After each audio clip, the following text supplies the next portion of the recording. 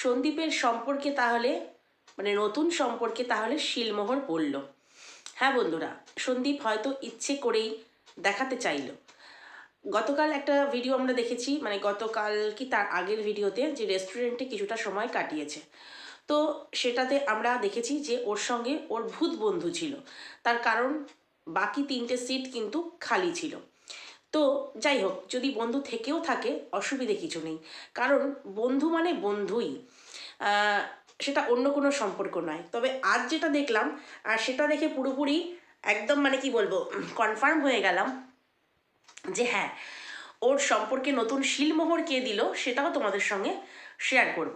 এবং কেন এত জলদি জলদি ও এই নতুন সম্পর্কে জড়ালো, বা হয়তোবা এখন আমাদেরকে দেখাচ্ছে, হয়তোবা আগেই জড়িয়েছে, মানে টিনু চলে যাওয়ার পরেই হয়তো জড়িয়েছে। তো সেটাও কেন, আর সেটাও তোমাদেরকে বলবো। তার আগে বলি বন্ধুরা, সবাই নিশ্চয়ই খুব ভালো আছো, আমিও ভালো আছি। আরও একটা নতুন ভিডিওতে তোমাদের সকলকে জানাই স্বাগত। তো সন্দীপ, একটা জিনিস দেখলাম, সরস্বতী পুজো বলো, হাগ ডে, ভ্যালেন্টাইন্স ডে, হঠাৎ দেখলাম ভ্যালেন্টাইন্স ডের দিন, বা ওই যেদিনকে গোলাপ দেখাচ্ছিল, কি ডে ছিল সেদিনকে, প্রপোজ ডে মনে হয়। তো সেদিন দেখলাম একটু ও মনমরা, উদাস। অনেকেই ভেবেছিল উদাস কার জন্য, না গামলার জন্য। তো তারপরে ও নিজে সেটা ক্লিয়ার করলো যে না, কখনোই পুরোনোকে ফিরে ফিরে পেতে চাই না, তো নতুনকে নিয়েই ও থাকতে চায়। তো নতুনটিকে একটা নাম উঠে এসছে, একটা যোগাযোগ এসছিল, সেটা শুধুমাত্র যোগাযোগ, সেটা তোমাদের সঙ্গে শেয়ার করেছি। এবং সেটি, মেয়েটি যে শান্তিনিকেতনের, সেটা তার বাড়ির লোক বলে গেছে। অর্থাৎ শান্তিনিকেতন থেকে রোজ রোজ এসে ওকে এভাবে টাইম দেবে সেটাও সম্ভব না, যেহেতু মেয়েটি চাকুরিরতা। তাহলে এই মেয়েটিকে, হ্যাঁ বন্ধুরা, যদি সবাই বন্ধু বলেই চালায়, তো এখানে হচ্ছে সন্দীপ বলছে বন্ধু, ওদিকে গামলা বলছে বন্ধু। তবে আজকে যেটা আমরা দেখতে পেয়েছি, সবার অলরেডি দেখা হয়ে গেছে, যেটা হচ্ছে গাড়ির মানে বাইকের লুকিং গ্লাসে একটি পিছনে একজন কেউ বসেছিল, যার চুলটা দেখা যাচ্ছিল এক ঝলকে, বেশ লম্বা চুল, এবং হাতের এই পোর্শনটা দেখা গেছে, ক্যামেরা করছিল ধরে, এই পোর্শনটা দেখা গেছে। এবং সেটা দেখে পরিষ্কার বোঝা গেল যে একটা মেয়ের হাত, মেয়ের হাত। তার কারণ হচ্ছে, ছেলেদের হাত দেখবে একটু লোমশো হয়, একটু কি বলবো, মানে হাতটা কি বলবো, একটু রুক্ষ টাইপের হয়, মানে বুঝতেই পারছো। কিন্তু সেখানে পরিষ্কার দেখা গেছে মেয়েটির হাতটা কিন্তু মেয়েলি হাত যাকে বলে। তো সেখানে ওই জায়গাটা ও যদি আমাদেরকে দেখাতে নাই চাইতো, তাহলে কিন্তু ওই জায়গাটা অনায়াসে ও এডিট করে দিতে পারতো। কারণ ও যখন একা যায় তখন কিন্তু ও বাইকে গেলেও কিন্তু শ্যুট করে, কিন্তু অন্যভাবে শ্যুট করে। কিন্তু এটা পিছন থেকে কেউ একজন শ্যুট করছে, সেটা পরিষ্কার বোঝা গেছে। এবং আমরা দেখলাম চায়ের ভারও হচ্ছে দুখানা। তো খুব ভালো কথা, কার সঙ্গে শেয়ার করে চা খেলো সেটা হয়তো আমরা বুঝতেই পারছি, ওর বন্ধু। দেখো, বন্ধু বন্ধুর জায়গায়, বন্ধু মানেই যে তাকে বিয়ে করতে হবে এমন কোনো কথা নেই, তাই না? বন্ধুত্ব আলাদা জিনিস, তার সঙ্গে সব মনের কথা শেয়ার করা যাবে, সুখ দুঃখ সব কিছু ভাগ করা যাবে। কিন্তু বন্ধুত্ব মানেই কিন্তু সেটা বিয়ের পর্যায়ে নিয়ে যেতে হবে এমন কোনো কথা নেই। কিন্তু ডিভোর্স যেহেতু হয়নি, এই যে একটা সম্পর্কে এতখানি আঘাত পেল তৎক্ষণাৎ, তোমাদের কারোর কি মনে হয় যে তৎক্ষণাৎ একটা সম্পর্কে জড়ানো উচিত? অনেকে বলবে ওর বোরিং লাইফ, এই তো সকালবেলা উঠবে, ক্যামেরা অন করবে, মায়ের সঙ্গে সঙ্গে কাজে হেল্প করবে, আর হচ্ছে তারপরে ছেলের সঙ্গে একটু কিছুটা সময় কাটাবে, ব্যাস এই তো ওর জীবন।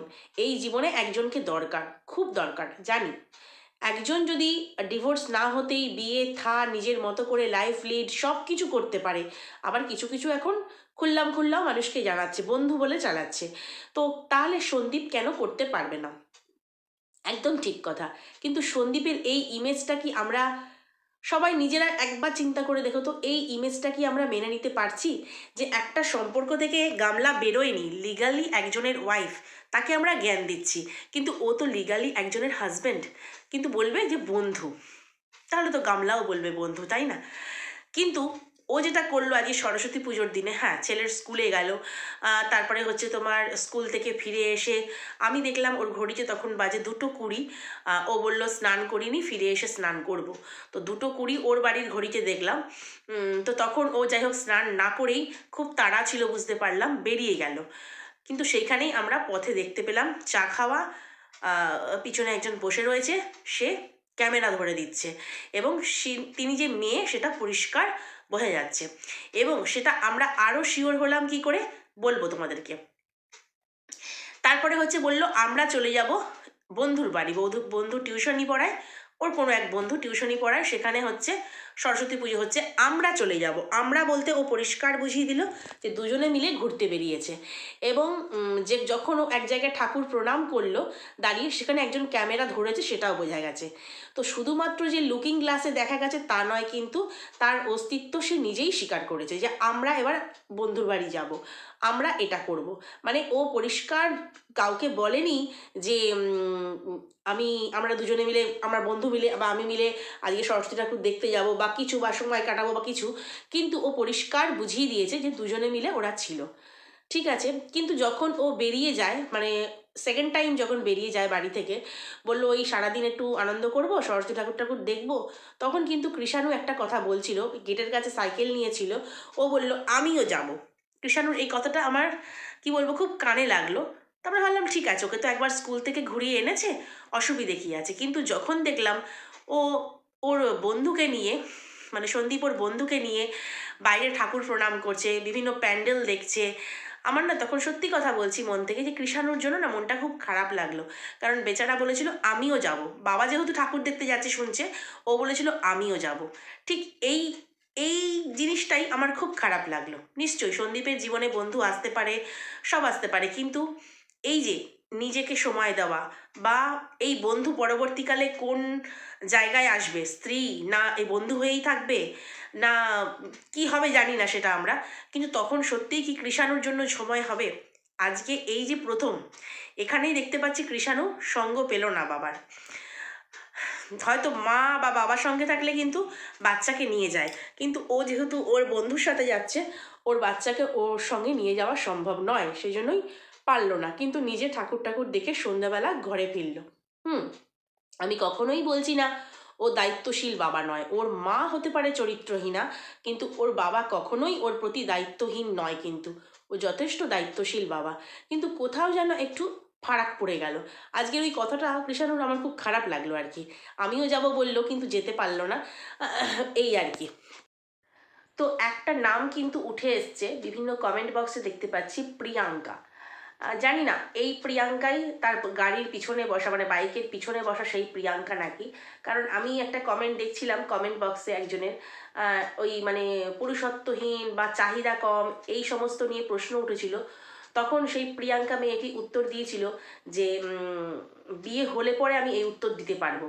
তাহলে কি বিয়ে হলে পরে, মানে এখানে কমেন্টটা মানে এমনভাবে লিখেছে, সন্দীপ দা বলছে, অথচ বলছে যে বিয়ে যখন হবে তখন আমি এই কমেন্টের উত্তর দেব। তো যাই হোক, কমেন্টটা তোমাদেরকে শো করাবো। এবারে হচ্ছে আজকে দেখলাম সীমাদির ভিডিও। সীমাদিকে এখন আমরা, দেখো সীমাদি আর সন্দীপের সম্পর্কটা আমরা জানি ভাই বোনের সম্পর্ক, সেটাই সম্পর্ক। কিন্তু অনেকে অনেকভাবে কাদা কুৎসা রটিয়েছে, অনেক নোংরা পর্যায়ে নিয়ে কিন্তু চলে গেছে। তো আমি সীমাদির কমেন্ট বক্সেও দেখলাম এই প্রিয়াঙ্কাকে দেখিনি, সরি, কেউ একজন জিজ্ঞাসা করছে যে প্রিয়াঙ্কা তো কিছু বলবে বলেছিল, প্রিয়াঙ্কা কেন বলছে না? তো তখন সীমাদি উত্তর দিয়েছে যে হ্যাঁ, ও বলবে, আসবে, ভিডিও আসবে ওই নিয়ে। তো এই প্রিয়াঙ্কাই কি সন্দীপের নতুন বন্ধু? ঠিক জানি না, বুঝতে পারছি না, আমি শিওর নই। তবে এই প্রিয়াঙ্কাকে আমি বিভিন্ন কমেন্ট বক্সে দেখছি যে এমনভাবে উত্তর দিচ্ছে যেন ভবিষ্যতে ওই মানে কোনো সম্পর্কে সন্দীপ ওর সঙ্গেই হয়তো জড়াতে চলেছে।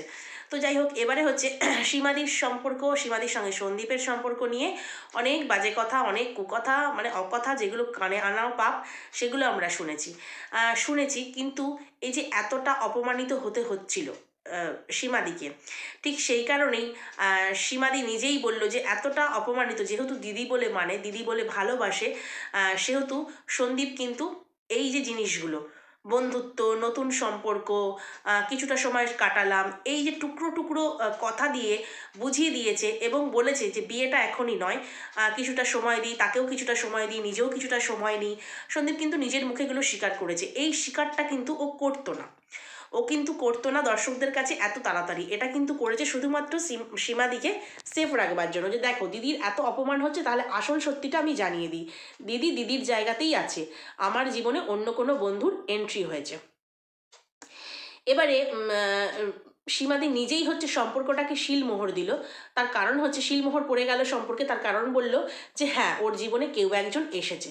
সীমাদি কিন্তু নিজে বলল, যেহেতু দিদি ও সবটা জানে, এবং আমরা যেটা শুনলাম যে সন্দীপ দিদির কথা মানেও খুব, তো বলল যে শিলমোহর সম্পর্কে দিয়ে দিল যে হ্যাঁ ওর জীবনে কেউ একজন এসেছে, ওরও তো দেখো দরকার কাউকে অবশ্যই। মানে একটা পুরুষ মানুষ বলো বা একটা নারী বলো, তার কিন্তু একজন পার্টনার প্রয়োজন। তো বললো যে এখনই বিয়ে করবে না, সেটাও কিন্তু সীমাদি জানিয়ে দিল যে এখনই বিয়ে করবে না, দুজন দুজনকে অনেকটা টাইম দেবে।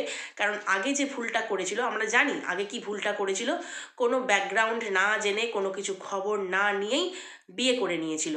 তার ফলাফল ওকে ভুগতে হচ্ছে। ও যেহেতু একবার মানে ভুগেছে, তো সেই ভোগাটা ও বুঝতে পারছে কি, তো সেই কারণে হচ্ছে ও এখন নিজেদেরকে চিনবে, জানবে, বন্ধুত্ব হবে।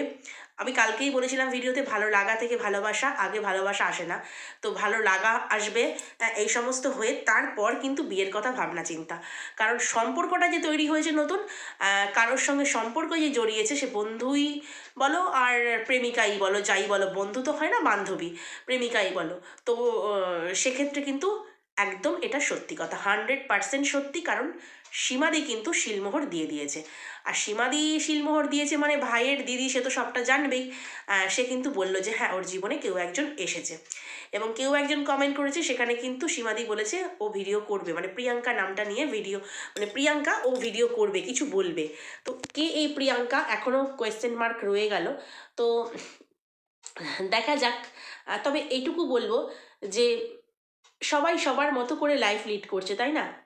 ওদিকে গামলাকেও দেখতে পাচ্ছি, কি সুন্দর একটা কচি খুকি মেয়ের মতন হাসি খুশি জীবন যাপন করছে, খুব এনজয় করছে, প্রত্যেকটা দিন এনজয় করছে, ভালো করুক। কিন্তু সন্দীপও দেখতে পাচ্ছি এখন সেই পথেই পা বাড়িয়েছে, কারণ বন্ধুর দরকার, জীবনে বন্ধুর দরকার। কিন্তু কৃষাণু, তার কথা কিন্তু কেউ ভাবেনি, তাই না? শুধুমাত্র দেখো, ভালো স্কুলে দিলাম, ভালো খাওয়ালাম, ভালো পড়ালাম, ভালো টেক কেয়ার করলাম, তাহলেই কিন্তু একটা শিশুর সবটা পূরণ হয় না।